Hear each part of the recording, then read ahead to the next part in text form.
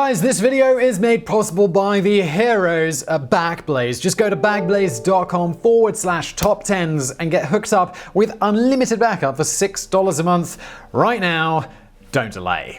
Terrorism seems to be everywhere these days, but in reality it's not exactly a new phenomenon. Terrorists have lurked among us since at least biblical times, and tons of cultures can point out some faction or another that has indulged in terrorist activities. Let's take a look at some of the most fearsome terrorists in all of history. Number 10. Hasan-e, Sabah, and the Hashishim.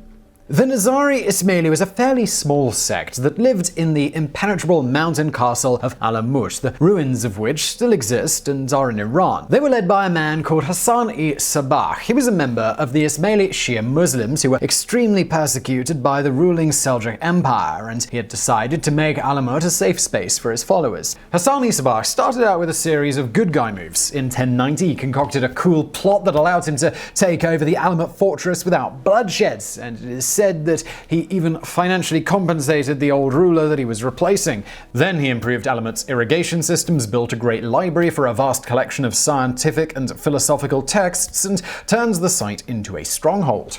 Having established a state of his own, Hasan and his followers, they moved on to the next stage of their plans, which was to rain merry doom all over the leaders of the Seljuk Empire. Operating from a network of carefully chosen mountain and valley bases, they clashed and killed many prominent members of the powers that be. Because of this, they became known as fearsome thugs, and thanks to reports that they drank a drug potion before their lethal missions, history has come to know them as Hashishim. However, modern historians tend to prefer the term assassin because it turns out the whole hashish thing, which incidentally was popularized by none other than Marco Polo, was likely just a nasty rumor that their enemies liked to spread. Also, yes, these guys are what the term assassin originally meant. The Nizari were eventually snuffed out when the Mongols decided to pay Alamut a typically destructive visit in the 13th century. Number 9. French anarchists and Émile Henry. The French Revolution of 1789 let all sorts of brand new movements loose upon the unwary world, and they were still running strong over a century later. Anarchism was one of the many isms running around in the country, but its approach was radically different from the other movements which were seeking control. Anarchism was all about wrecking the state so the man could be free and live harmoniously, which proved popular among youths who had a certain amount of education but not a great deal of prospects for the future. In the late 19th century, the ideology took steps towards terrorism when some anarchists abandoned their words and pamphlets and adapted what they called propaganda by deed. This, of course, meant bombs. Between 1892 and 1894, anarchists carried out no less than 11 explosive attacks all over Paris. They mostly targeted military barracks and official buildings, though one particular proto-terrorist called Émile Henry eventually upped the stakes by throwing a homemade bomb into a cafe full of ordinary workers, killing one person and wounding 20. When he was caught, Henry merely declared that the petty bourgeois with a steady salary in their pockets he had attacked were just as guilty as the politicians and military men that were traditional targets of the anarchists. According to historian John Merriman, Henry's terror attack, and more importantly his reasoning that ordinary people are acceptable targets, pretty much makes him the originator of terrorism as we understand it today. Number 8. The Psychery Daggerman.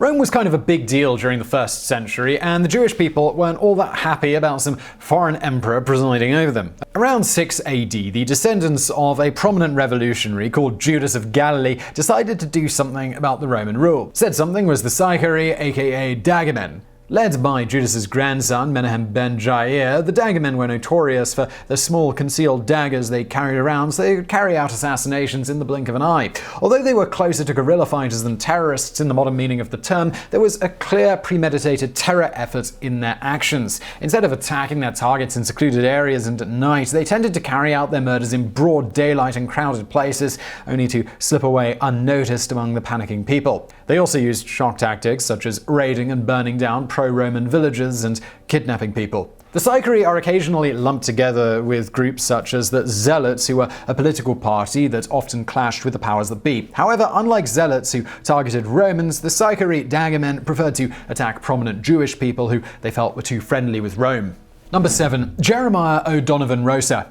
Ireland's Great Famine and his own experience in British-run prisons made Jeremiah Odonovan Rosa a radicalized man. He was affiliated with the Fenian Brotherhood, an organization of Irish nationalists that opposed British rule of their lands. The Fenians didn't exactly rule the use of force and terrorism out of their tactics, but while their master plans were known to be armed uprisings and conquest attempts, Odonovan Rosa was interested in the terror attack side of things. In fact, historian Dr. Shane Kenner has this to say about the Irishman. He sees himself as the progenitor of terrorism. He's the man who develops the strategy, and he said that future terrorist groups should pay a royalty for it.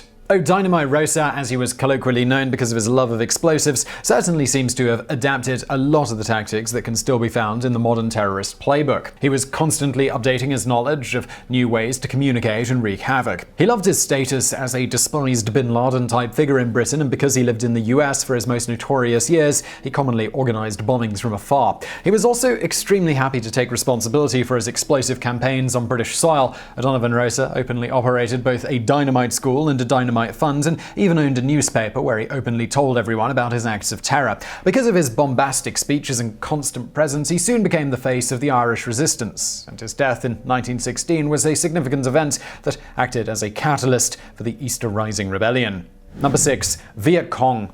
Most everyone is at least passingly familiar with the Viet Cong because of the Vietnam War, but this North Vietnamese communist guerrilla force did a lot more than engage American forces in brutal jungle warfare. Terrorism was an important part of their arsenal, and in 1965, the world found out just how far they were willing to go.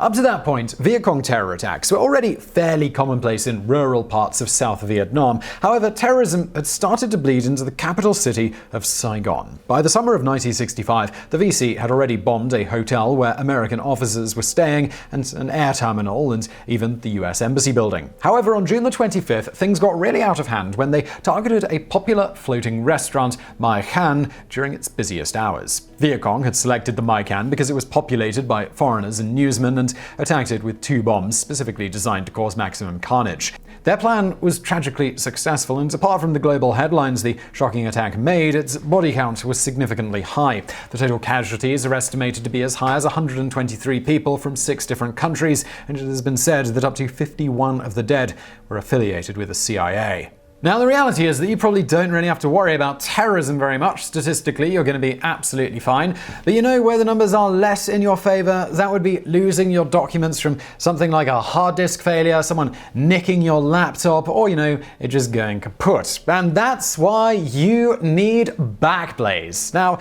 I always try out the sponsors that we use on this channel and my other channels, but these guys I have genuinely been using for years before they even heard of me and thought they would like to sponsor this channel. I signed up originally because they were just the best option that existed. But why is this?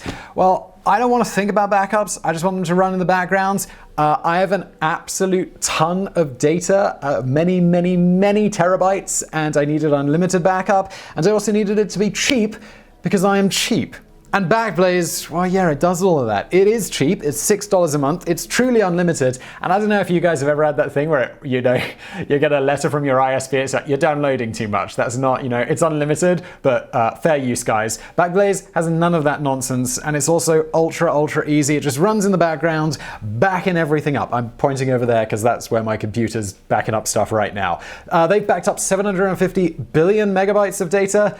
I don't really know how much that is. I have a vague idea, but it's a lot. And hopefully you never need that backup, but if you do, you can just download it from Backblaze's servers wherever you are, or if you've lost a big old 8 terabyte hard disk or something, they will ship you out a hard drive or a couple with all of that data on, and it's all encrypted. You just plug it in and you're good to go. 15-day free trial as well, so if you don't like it, just cancel.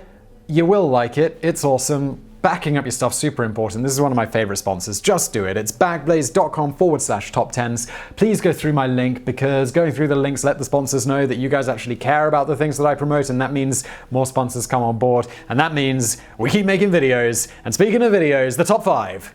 Number 5, Guy Fawkes and the Gunpowder Plot.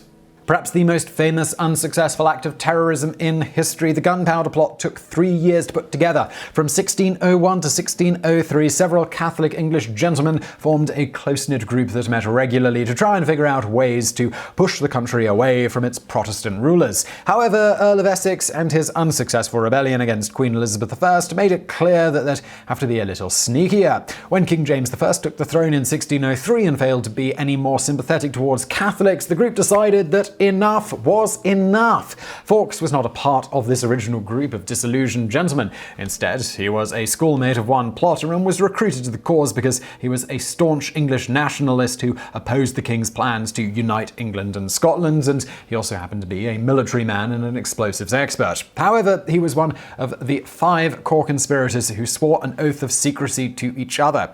Having decided to destroy the king and the entire political establishment by blowing up Parliament, the conspirators, they got to work. Some, including Fawkes, acquired prestigious positions that allowed them to case the Parliament area. Others gathered and stored gunpowder. In December of 1604, as more and more conspirators trickled in, they started digging a tunnel to Parliament from a nearby house under their control, though they eventually decided to abandon that route and instead just rented out a vault in the House of Commons and moved the gunpowder into there. Plans were even made to kidnap the king's daughter so that she could act as their puppet monarch after the explosion. Unfortunately for the conspirators, that is, someone in the know sent an anonymous letter to a member of parliament just days before the operation, warning him to stay away because a terrible blow was about to take place. The letter ended up in the hands of the king, who suspected the blow in question was referring to a gunpowder explosion and ordered an investigation. On November the 4th, they caught Fawkes and a suspicious amount of firewood in the vaults, but the conspirator managed to talk his way out of it.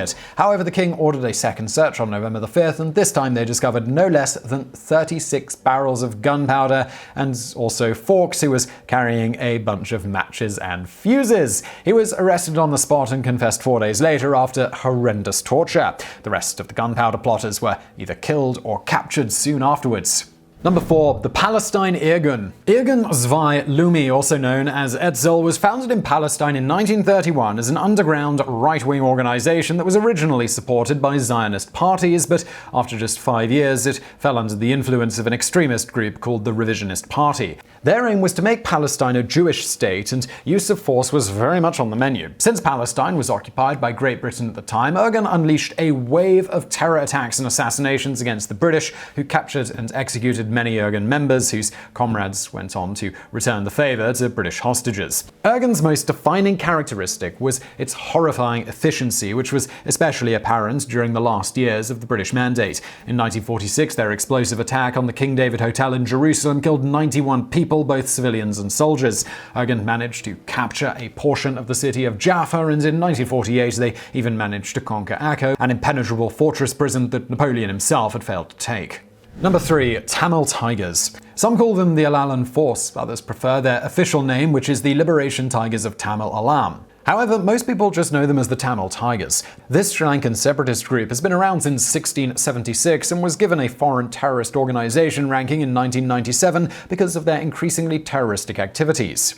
These were particularly common between 1985 and 2009, when the organization carried out dozens of bomb attacks, which often had hundreds of casualties, and surprise offensives where the death toll could reach 4 digits. They often specifically targeted senior officials and strategic locations. However, the Tigers eventually lost their fight. In 2009, the Sri Lankan military essentially wiped out their fighting force and took control of key areas they controlled, which pretty much neutralized their threat. Although the group still almost certainly exists in some capacity and reportedly planned an attack as recently as 2014, their threat level is low enough that the European Union decided to remove the Tamil Tigers from their terrorism list in 2017.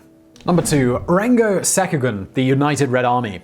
When the words Japan and terror attack are mentioned together, most people probably think of the sarin gas attacks in 1995. However, when you look back at the history of Japanese terrorism, you'll find Rengo Sekigun, aka the United Red Army. The far-left group began its existence when 2 other militant factions merged in 1969. Just 1 year later, they started a string of terror attacks that involved hijacking multiple Japan Airlines planes, occupying various embassies, and perhaps most notoriously, massacring 24 people in an attack against Tel Aviv's Lod Airport. However, it turns out the United Red Army was slightly less united than its name implied. The organization was never particularly large, and by 1971, its member factions started fighting against each other. By the time the dust settled, the Rengo Sekigun had executed 14 of its own members, freaking out the whole country and prompting a government response. As with so many other communist-affiliated groups, United Red Army took a heavy blow when the Soviet Union collapsed in 1991. The organization reportedly broke up in 2001. Number 1. Narodnaya Volya. Before the communist movement managed to topple the Russian royals and set the tune for the country's strange Soviet adventures during the 20th century, the clock was already ticking for the Tsarist regime, at least if you asked the Narodnaya Volya, or People's Will. This group of populist party revolutionaries started its operations in 1879 after its members had realized propaganda and agitating the commoners just wouldn't cut it. Instead, they turned to assassinations in order to scare the ruling class into giving in to their demands for reform. In 1881, Narodnaya Volya successfully attacked the biggest target group it could find when affiliates of the group managed to assassinate the Emperor of Russia himself, Alexander II. However, this proved to be their undoing. The organization had already attempted to kill Alexander multiple times with bombs and guns, and even once by trying to derail his train. When one bombing plot finally managed to take the ruler's life, Russia didn't exactly treat the People's Will as liberators. Instead, the assassins were promptly hanged and the entire country turned against the terrorists. Before the year 1882 was over, Narodnaya Volya no longer existed. So I really hope you found that video interesting. If you did, like this video, subscribe to this channel, hit that bell icon, but most importantly, open that tab by clicking the link in the description below, go over to Backblaze and get yourself set up with some backup, because you never know what can happen. And as always, I'll see you next time.